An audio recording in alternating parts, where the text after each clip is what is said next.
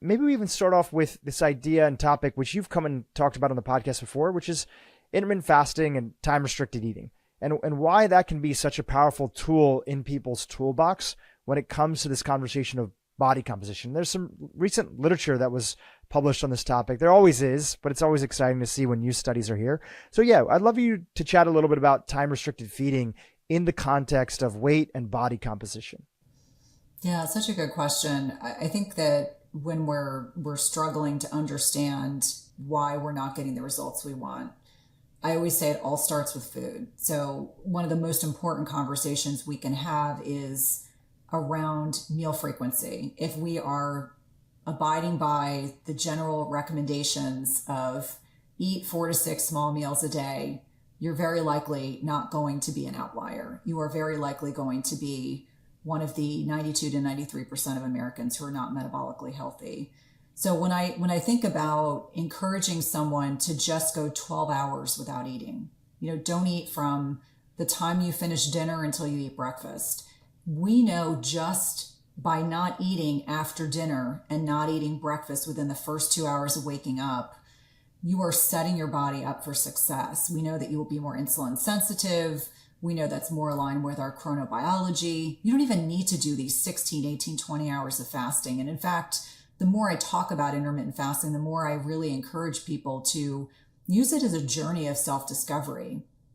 Understanding that even if you're doing 12 hours of digestive rest, it has tremendous benefits. And I think for a lot of individuals, it is overwhelming to have to track calories. It is overwhelming to track macronutrients, protein, fat, and carbs. So if nothing else, why don't we just make things simplified and say that you don't eat from 6 o'clock at night, I'm just arbitrarily picking 6, until 8 o'clock in the morning. That simplifies everything. You don't eat after dinner. You don't have a snack before bed. You don't get up and have a sugary beverage. Don't have a glass of juice. You go 2 hours after you wake up, and then you decide to break your fast. And what a lot of people forget is that this is not a new or novel concept. This is actually in full alignment with the way that our ancestors ate. They're before refrigeration, before there were quick marts, before you could do Uber Eats, before you had food access 24/7. This is really the way that our bodies are designed to be optimized. So really starting from a place of understanding that going 12 hours without eating is going to benefit you enormously. Now, if you really want to ramp things up, and you mentioned that we share very similar audiences. My audiences will always say, but I don't want to be average. I want to do the next step up. Well, then, there's other types of fasting. And I certainly discuss a lot of these in my book, but helping people understand if you're just trying to make one big step, don't eat from dinner to breakfast, and really giving yourself 13 or 14 hours of not eating, that in and of itself will confer a lot of benefits. I've seen women that do nothing else other than that will lose 5 or 10 pounds. And for many people, they call it the fluff. I know that's not a technical term, but it's how they view it. That body composition changes that start happening after 40 happens to men as well. I got my husband to start intermittent fasting, and it's been amazing. I mean, he's a little more rigid. He's an engineer, so he likes his 16 to 18 hours of fasting. But if people are new to this concept, helping them understand, improvement in biophysical markers. Obviously, you're going to get a reduction in inflammation. So some people will just say, just by eating less often, even if I'm doing 12 or 14 hours of not eating, I have less inflammation. I have less joint pain. Even before you even get to the point where you're eliminating specific nutrients or inflammatory foods, just doing that can be hugely impactful. I also think about, so much confusion around nutrition. And what I remind people is when we're talking about what is most satiating, and helping people understand that when you choose to have that first meal, whatever time of the day it is, or you're having a second or a third meal, really understanding that getting a certain amount of protein is going to help with satiety. And if you're satiated, you're not going to be looking for more food. I know that if I sit down and eat a protein shake, I'm not going to feel the same way I do if I sit down and eat a steak or a piece of chicken or a piece of fish or an omelet. And so helping people understand, don't be afraid of the protein, eat the right types of fats. And if you do nothing else, this is one thing I encourage people to do, just read food labels, because seed oils are in everything. And seed oils are like soybean and canola and sunflower and safflower. They're in everything. And if you go to a restaurant, you probably get exposed to them.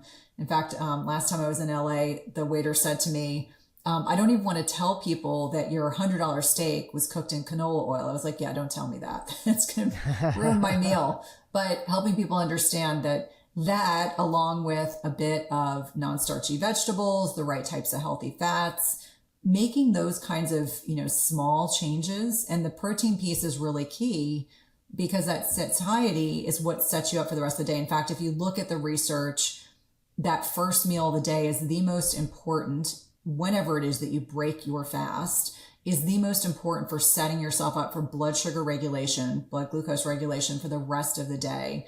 And so, for me, it's all about protein and, whether you have some non-starchy vegetables, maybe you have a little bit of healthy fats with that, that is setting your body up for the rest of the day versus kind of the traditional standard American diet where you're eating within an hour of waking up, you're drinking orange juice, which has little to no fiber, which is fructose, which is going to, get shunted directly to the liver, is going to contribute to a lot of the metabolic ill health issues that we're dealing with. And those highly processed carbohydrates, sitting down and having cornflakes and skim milk and, Pop-Tarts and Ho-Hos and bagels and just things that are not setting you up for the same level of success that you would have with that first meal. So time restricted eating or even 12 hours of digestive rest can be very helpful. And then just being cognizant of what you are eating, whether it's intermittent fasting or not, just really leaning into the protein piece, because that in and of itself can really alleviate a lot of the challenges that people deal with throughout their day. I find a lot of men and women don't eat enough food. And what's interesting is that understanding physiologically, if you don't hit those protein thresholds, your body will actively seek out. That's why you'll still crave more food. And you very likely will fill in the caloric intake that your body needs with fat and carbs. And it's not that fat and carbs are bad. It's understanding you need the right proportion of fat and carbohydrates in your diet along with protein to be able to, meet your metabolic needs. And so that's certainly a really good starting point when we're talking about the things that I think are bigger needle movers. When it comes to body composition, there's zero question that poor quality sleep is going to dysregulate your hormones. And so I like reminding people that, if you get less than 6 hours a night of sleep, and I think, based on the research I've read, there are a very small percentage of individuals that can get by on 6 hours and 6.25 hours of sleep. That's not most people, but most people spend their lives, really not sleeping or prioritizing high quality sleep and understanding that your blood sugar, your glucose is going to be impaired, your insulin will be impaired, your leptin and ghrelin, so your appetite and satiety hormones get impaired. And so really helping yourself understand, like if you're not sleeping well, the question is always why? Why are you not sleeping well? If you're a middle-aged woman and your progesterone levels are faltering, that can contribute to that. Is it because your stress level is so high, your cortisol's up, and correspondingly, if your cortisol goes up, your glucose goes up, and so does your insulin. A lot of women experience hot flashes.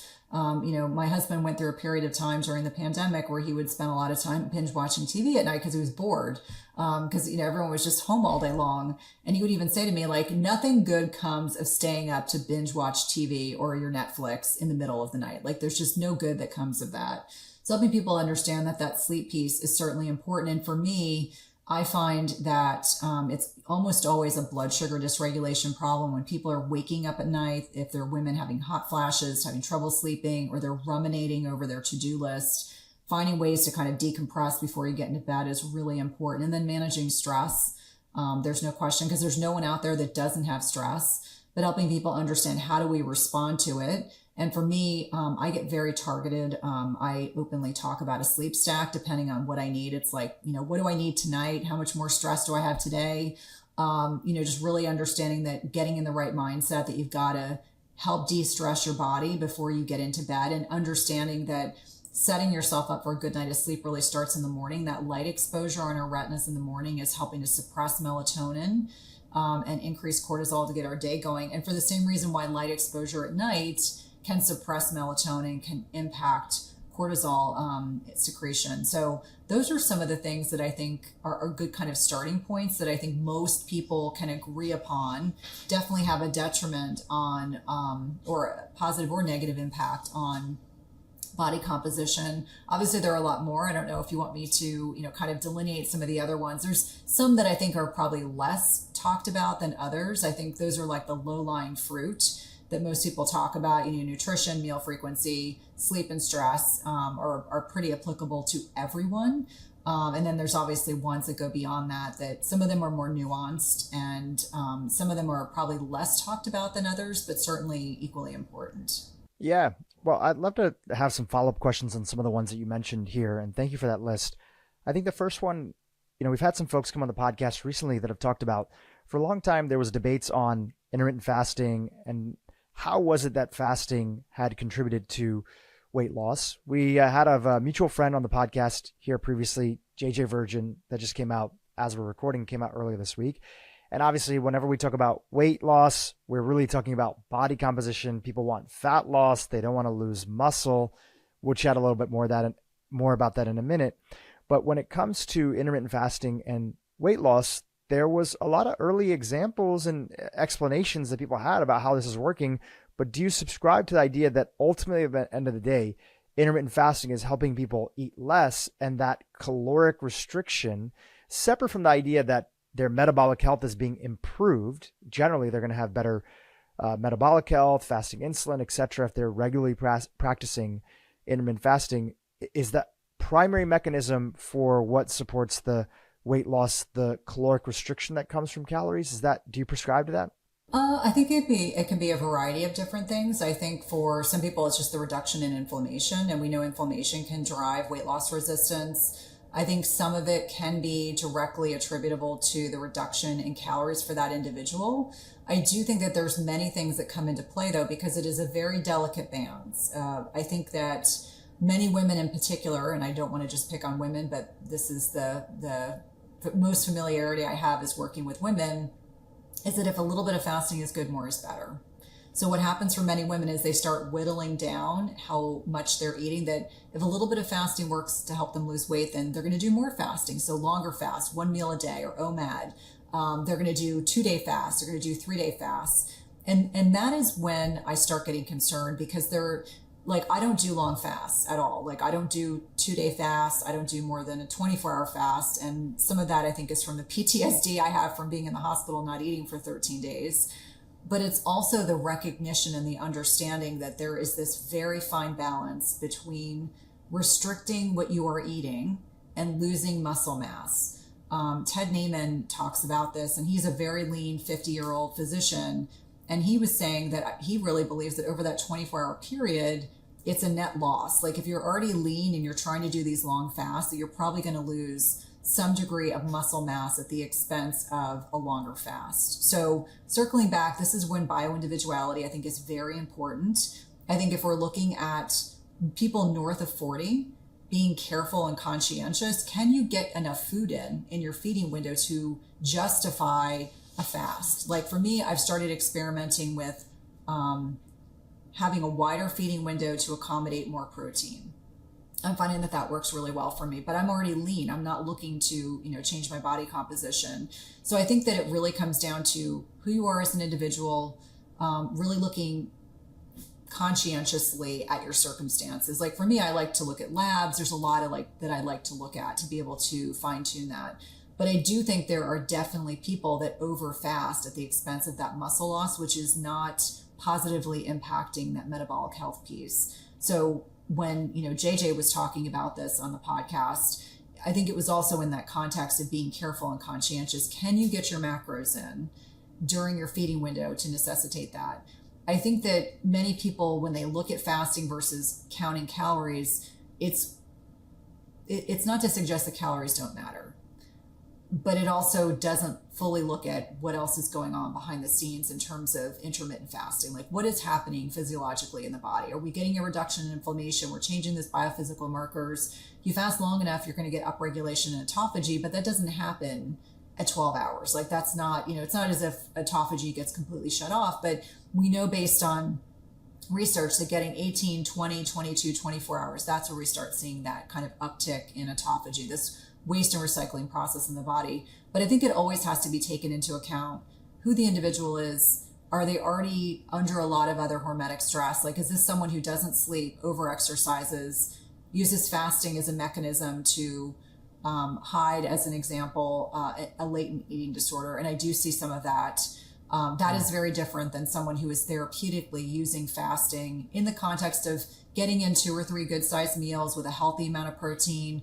They're resting, they're sleeping, they're managing their stress. That individual is very likely going to have greater success than someone who is overstressing their body. And that's where I think perhaps not enough conversation is had. I've started talking about it more openly, about this kind of triad of overdoing the fasting and overdoing the food restriction and overdoing the hormesis or the hormetic stress. So helping people understand that hormesis is beneficial stress in the right amount at the right time.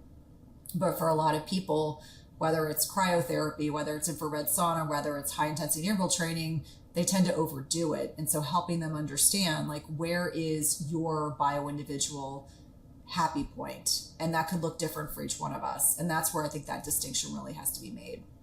You know, so many people are so used to the level of stress that they have that a lot of times when you talk to them, they might not even know that they feel stressed. It's just how they feel. And in the past, folks have talked about the power of measuring. And I know some people use a Whoop, or they use an Oura Ring, or they'll use a HRV sort of component.